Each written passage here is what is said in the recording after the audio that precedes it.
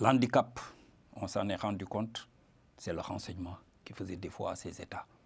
Avec le départ des forces européennes de Takuba et de la présence française qui permettait, même des pays comme le Sénégal, on avait cette couverture qui permettait d'avoir en vue la frontière orientale avec l'échelonnement d'escadrons de gendarmerie et également le COSRI, les commandos de recherche et d'intervention.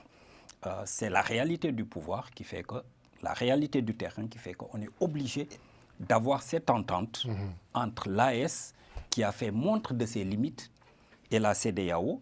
Et n'oublions pas que malgré la rupture politique, les relations économiques continuent à exister.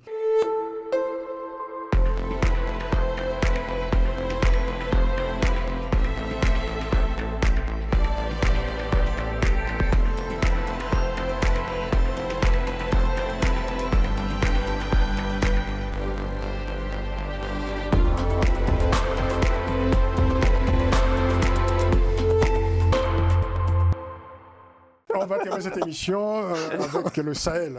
Il y a du nouveau. Il y a du nouveau dans le Sahel. La question se pose depuis quelque temps, après la rupture entre la CEDEAO et les pays de l'AES, de l'Alliance des États du Sahel. Est-ce que des retrouvailles sont possibles pour lutter contre le terrorisme? Cette question se pose donc depuis l'intensification de la pression exercée sur le Mali par le groupe de soutien de l'islam et des musulmans, GESIM ou JNIM.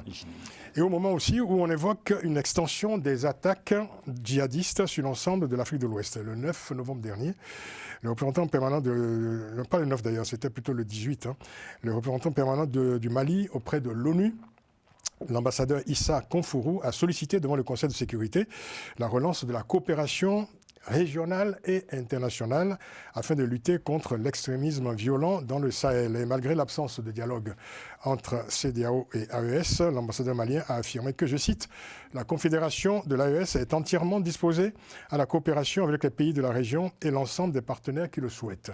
Alors Alfred, ce sont des propos plutôt inattendus, alors même que l'AES ne cesse de manifester sa défiance à l'égard de la communauté internationale, comme on le dit, et plus particulièrement de la CEDEAO, depuis évidemment la survenue d'un coup d'État que l'on sait. Exactement. Donc, ils sont rattrapés par la réalité. Quand il y a eu tous ces coups d'État, la constitution de l'AES, ils ont dit pique-pendre de Barkhane, de toutes les forces internationales qui luttaient contre le terrorisme. La MINUSMA, Takuba et autres, ils ont dit pique-pendre, en se disant, nous avons Wagner, nous avons la Russie, donc nous allons réussir à combattre le JNIM et Al-Qaïda AQMI au Sahara. Et au bout de 2 ans, 3 ans, ils s'aperçoivent effectivement qu'on ne peut pas combattre le terrorisme si on n'a pas les moyens qu'il faut, à la fois en armement, donc moyens militaires, et si on ne va pas en renseignement, et puis sur le plan social et économique. Et ce qui fait que la rupture avec la CEDEAO avait constitué et constitue toujours ce recul justement dans la lutte contre l'insécurité dans la région sahélo-saharienne. Et maintenant, ils s'aperçoivent qu'ils n'ont pas les moyens. Et bien c'est très bien que ça surprend tout le monde, qu'ils reviennent justement là-dessus pour dire nous sommes ouverts maintenant, même la France peut revenir si elle veut, elle vient avec de bonnes intentions.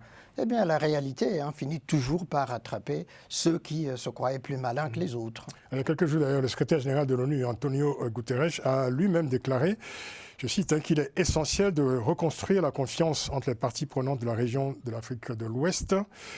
Il est absolument essentiel, dit-il, que malgré les divergences, nous construisions une plateforme de coopération entre les services de renseignement et de sécurité. C'est une citation à l'aubaine. Autrement dit, aucune action internationale ne serait efficace sans y associer l'ensemble de la région. C'est l'ONU qui le rappelle. Ce qui est une évidence, non? Oui, c'est plus qu'une évidence parce que la réalité du terrain le montre. Il y a un facteur commun, un dénominateur commun, qui est le terrorisme. Et donc, à ce niveau, la seule issue, c'est le dialogue. L'AES l'a compris, parce que la menace déborde les frontières, ce n'est plus l'AES. Et la situation que nous vivons présentement en Guinée-Bissau nous réconforte dans cette optique, parce qu'en face, il y a le terrorisme.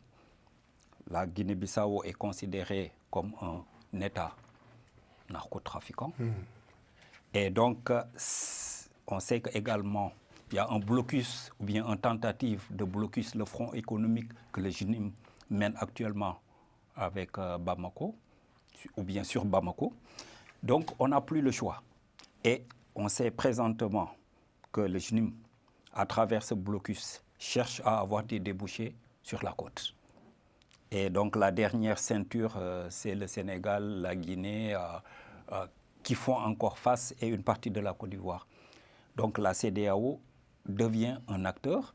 Et depuis 2024, on savait qu'il y avait une force en attente de 5000 hommes qui devait être portée à 260 000 hommes pour pouvoir faire face. L'handicap, on s'en est rendu compte, c'est le renseignement qui faisait défaut à ces États.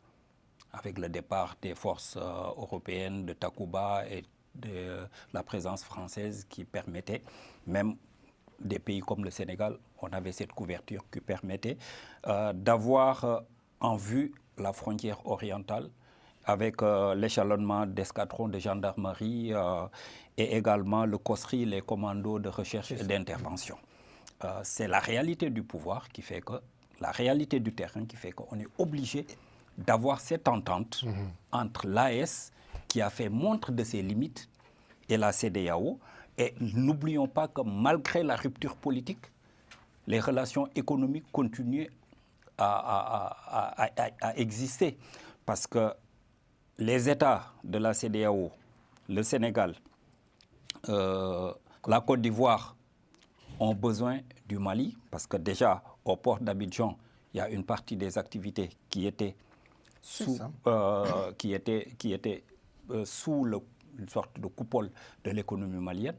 Au port de Dakar, on avait des entrepôts, les entrepôts maliens au Sénégal qui faisaient qu'une partie des marchandises entrant à Bamako ou bien ravitaillant la partie orientale du Sénégal, donc la partie occidentale du Mali, passait par le port de Dakar pour aller vers Tambacounda et Kay.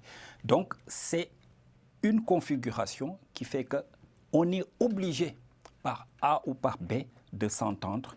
Et le dialogue reste la seule issue pour la sous-région, pour faire face surtout au terrorisme. Et on sait que depuis le dernier rapport du Tombouctou Institute qui nous alertait sur ce risque, et là, on vit ce risque. Bientôt la fin de l'émission, messieurs. J'aimerais quand même vous signaler ce récent rapport des Nations Unies qui nous apprend que l'Afrique de l'Ouest est désormais le théâtre d'une attaque terroriste sur 5 dans le monde et abrite plus de la moitié des victimes du terrorisme dans le monde.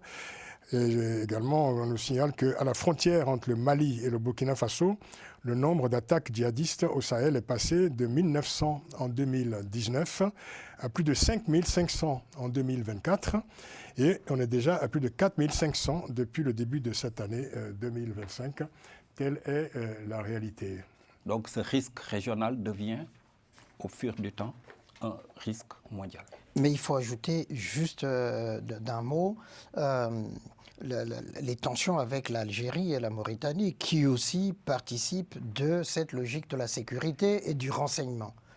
Ils se sont privés justement de ces renseignements de la Mauritanie et de l'Algérie et on arrive à la situation actuelle. De toute façon, la CEDEAO n'a jamais refusé justement le dialogue. Quand Bassirou Diomaye Faye avait été élu, il avait été envoyé justement par la CEDEAO pour essayer justement de rabibocher, de rapprocher les points de vue. Sans oublier la médiation togolaise. Exactement. Merci messieurs, on aura l'occasion d'écouter Guy Debal et Gratien Okindikiza sur ce sujet également qui devenait un sujet récurrent évidemment dans l'actualité internationale et singulièrement africaine.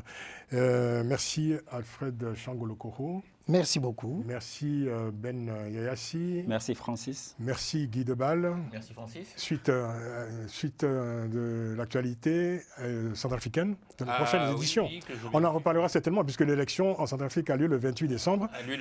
On aura l'occasion d'y revenir d'ici là avec vous et peut-être aussi d'autres invités spéciaux qui viendront donc nous dresser l'état des lieux de la Centrafrique à la veille de cette élection. Gratien Okenekiza, merci. Merci Francis. Et bon courage pour vos expertises militaires. Merci beaucoup. Un grand merci aussi, bien sûr, à l'indispensable équipe technique, à Moustapha Kanté et Romain Clicquot-Demenc. Rendez-vous la semaine prochaine pour une nouvelle édition de Panel Hebdo. D'ici là, prenez grand soin de vous. À très vite.